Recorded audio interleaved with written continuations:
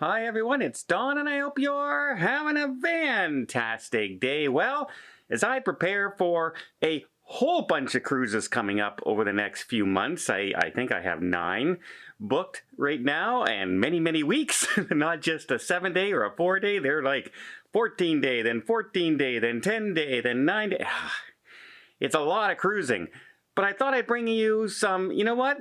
Let's not do this when we go on a cruise. Let's not be those people, or let's not make this mistake. So these are the top 10 things that I think right now, the don'ts of cruising that helps everybody have a much better cruise.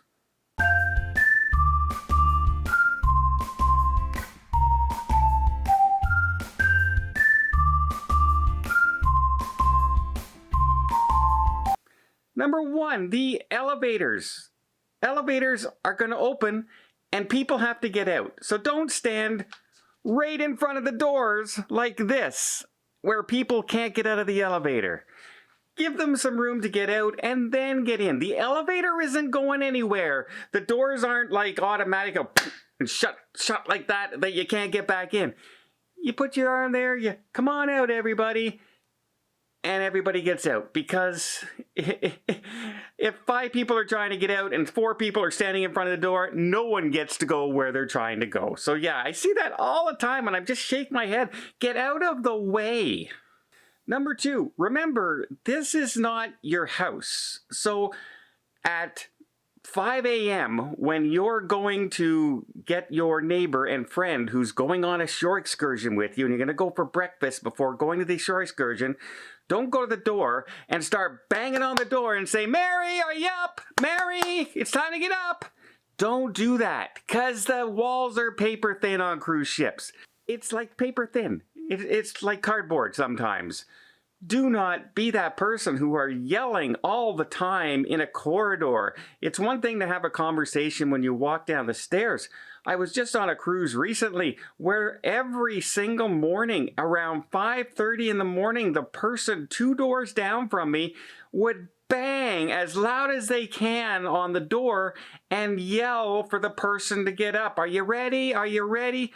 It woke everybody up down the hallway. They had no consideration for everybody around them. So please, you know, it's one thing to go up and knock on the door and then just wait for the person to answer. This person didn't even wait for them to answer. They just bang, bang, bang, bang. "Mary, you up?" Bang, bang, bang, bang. Give them a chance to be up. Yeah, don't be that person. Be nice to everybody around you and don't yell in the corridors. Number 3, if you want to make sure to save some money, don't assume your bill is always correct. A lot of people go on the cruise and they wait till that very last day to check the bill. You can check the bill all the time. Most cruise ships have the availability now on the cruise ship, either on the app or on the cruise ship TV, to just bring up your bill and you can see the bill. Now, sometimes you could be fooled, because you can look on something and it'll say, "Blah, blah, blah from this department," and you go, I didn't buy anything from that department, and you find out it was the drink you bought in the bar is just attached to that shop or whatever area you're at, or a restaurant. So yeah, it can be misleading, but I've been on a cruise where on day 3, I've had a $500 and some bill on my card that I didn't book, and that was going to be charged to me, and I went down and it turns out somebody in another stateroom on the same category, but they weren't on my deck, they were on another deck. They went and bought some jewelry, and yeah, that wasn't my jewelry. So always check your bill throughout the cruise. You don't have to do it every single day, but don't wait till the last day and be surprised and then rush down when you're trying to get off the ship to try and fix your bill before you're charged. Or even worse, when you get off the ship, it's even worse to try and fix your bill. By then it could be too late. Number 4, if you do find some stuff wrong, if there's something wrong with your room or your bill or anything, and you go down to the front desk or talk to somebody, don't ever yell at the staff. Nothing infuriates me more than seeing people talk down or belittle a crew member. They're just there trying to do their job, and their job is to try and make you happy and satisfied and have a good cruise. They all try to do that. I've never seen anybody go out of their way to make sure you had a bad time on a cruise. And those poor people at the front desk are doing their best. They will try and help you all the time. But man, I've seen people just be outright ignorant and rude and yellow. Yellow? Don't be yellow at, no, don't yell at everybody, because it gets you nowhere. I've had recent experiences where I've had some issues on my crew. My cabin room didn't open. They didn't assign me the right things. There was a problem with my bill. My credit card wasn't on my ordering list. It was the wrong credit card. Things like that on my recent cruises. I just walked down to the front desk, I talked to them, and they fixed it. Easy peasy. They don't give you a hard time. They're there to try and help you. But if you go down with an attitude, boy, are you going to have a harder time. Because who wants to deal with somebody who's being rude to you? You wouldn't want it, so why do you think they should get it? So yeah, that should almost be number one. Never ever belittle or yell at a crew member. It just drives me nuts. Number 5, don't be the center of attention. It's fun to participate in game shows. It's fun to participate in trivia. It's fun if a comedian asks you a question in the audience to talk to them, and that's fun. That's great. But don't go out of your way to be the center of attention. If a comedian's up on top, don't keep yelling at the comedian, because he's trying to do his act and you're interfering with his show, and nobody thinks you're funny. You might think you're funny because of the 21 alcoholic beverages you've had, but nobody else does. And it takes away from everybody else's enjoyment. If you followed one of my last cruises, you saw that there was a lady in the front, near the front row, who thought she was the center of everyone's world, and she took up a good almost half of this poor comedian's performance because she would not shut up and kept yelling at the poor comedian. Even when he told her, hey, lady, they're here to listen to my jokes, not to listen to you. And she still kept going. So yeah, don't be that person. Don't be the center of attention like that.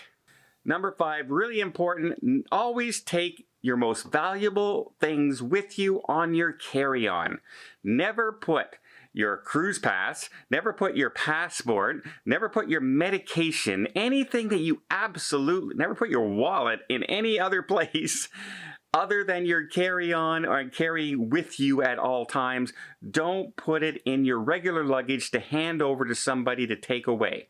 Because if anything ever goes wrong with that luggage, all that information is gone. I've had people put their passports in their luggage for their flights, and then they get to their flight and they go, oh my God, I don't have my passport. And the flight attendant goes, yeah, you got no flight because we can't let you on unless we see your passport. Things like that. Or when they drive to the cruise ship, they do the same thing. The porter comes out, they hand over the luggage. They have their medication in there. They have other things, their reading glasses in there. They have a bunch of stuff they use on a regular basis. And then they're on at 11 o'clock in the morning and their luggage shows up at 6 o'clock at night. They've gone 7 hours without their medication, without all that stuff that they wanted. So yeah, please, if you have anything important, keep it on your person or in your carry-on luggage that's with you at all times. Never hand it to somebody else. Number 7, this one's an easy one. Take your cell phone and put it on flight mode. You're not on a flight on a cruise ship, but you can get roaming charges on a cruise ship. And it's not unheard of for people with plans that are a little iffy, like don't cover a lot of things. You're going to see $1,200, $1,400 bills at the end of a 7-day cruise. So please, if you don't have a plan or you don't know your plan covers long distance in these areas and stuff like that, the roaming charges, for God's sake, save yourself some money and keep that flight mode on at all times. Number 8, probably people thought I put this higher up on my list, but I'm going to put an emphasis on it. Don't touch my food. That's right. If we go back, some cruise lines have gone now. I haven't had still that it's self-serve buffet and things in that you can get at. But don't be the person who reaches in and touches the rolls and makes sure that everything, oh, this one doesn't feel fresh, that one doesn't feel fresh. I don't want to eat food that you've been touching.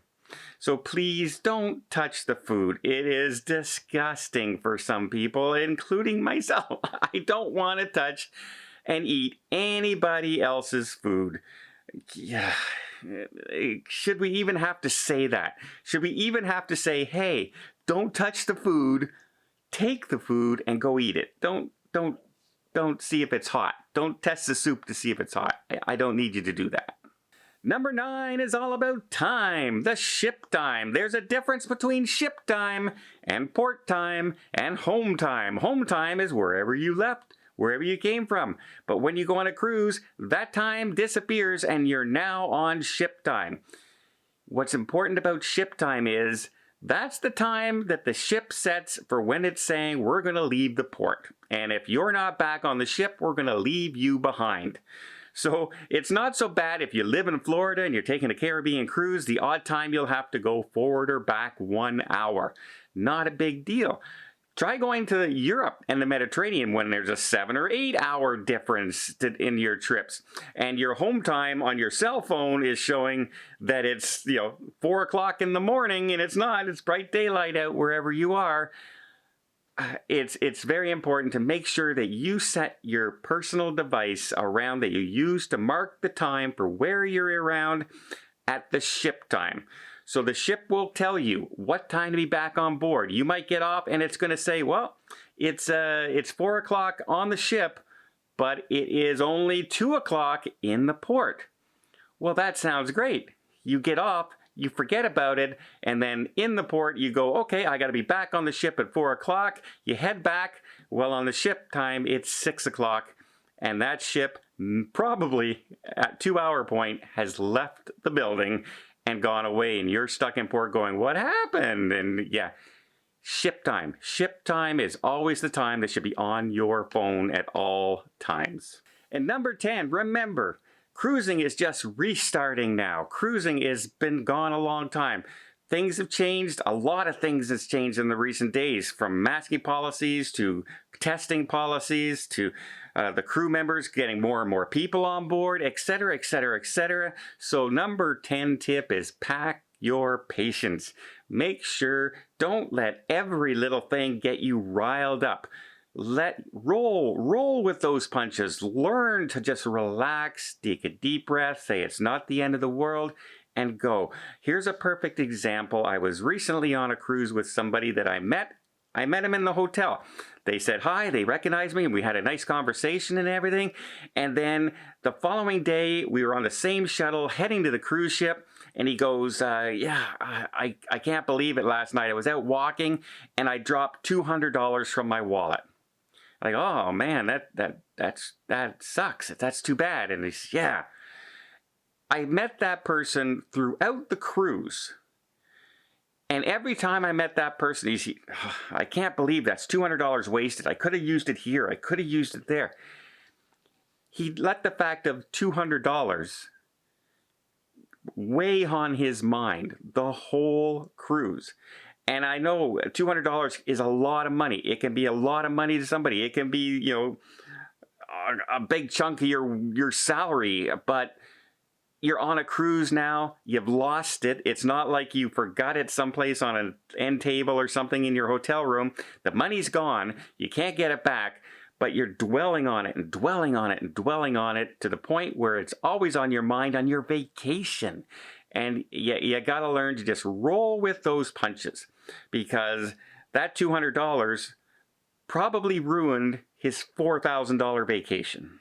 If you see where I'm going. You get to your room, the room's not 100% ready yet. It's not, okay, it's all right. Take time. Oh, the TV's not quite working. Okay, call the front desk. They'll fix it. No problem. Can't get into your stateroom. Sucks. Doesn't matter. Go down to the front desk. They'll give you a new key. Goes up in your room. Don't let it ruin your cruise, because cruising is fun, but things can happen. Just ask people on the Norwegian Escape. Can anything happen? Absolutely. So pack your patience. Well, I hope you appreciate these 10 tips. If you did, why not give it a thumbs up? maybe hit the subscribe button because it would really, really help the channel out. And I hope you got a little bit of maybe some enjoyment, some laughs along the way, and just got some tips that make you ready for cruising. And until next time, have yourself a safe and a great vacation.